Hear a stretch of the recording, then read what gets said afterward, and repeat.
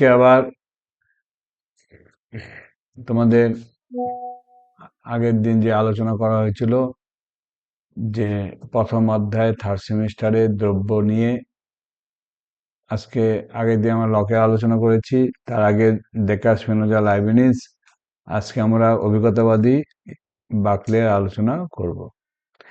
তাহলে আজকে তোমরা একটা কথা বলে রাখি, যারা যারা যদি ভালো লাগে বা বুঝতে যদি চাও এক্সট্রা ভাবে, তাহলে জুম মিটিং এর সাহায্যে আমি তোমাদের ক্লাস নিতে পারবো।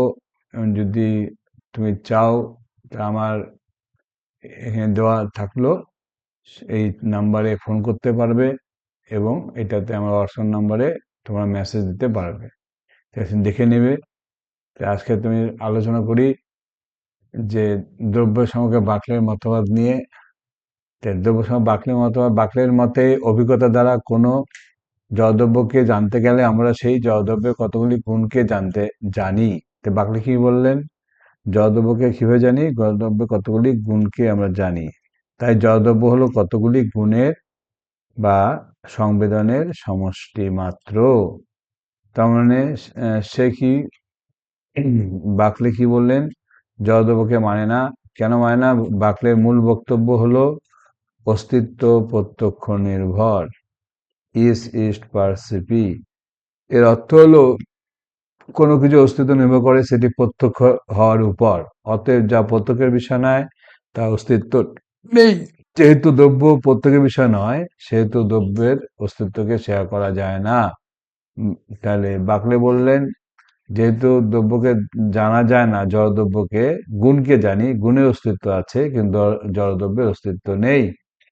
বাকলে বাকলে দ্রব্যের অস্তিত্ব খণ্ডন করার পর লকের জড়দ্রব্য আর জড়দ্রব্যের মুখ্য গুণ ও গৌণগুণের পার্থক্যকে খণ্ড করেছেন। তো বাকলে কি করেছেন? মুখ্য গুণ ও গৌণগুণের পার্থক্যকে খণ্ডন করেছেন, মানে স্বীকার করেনি।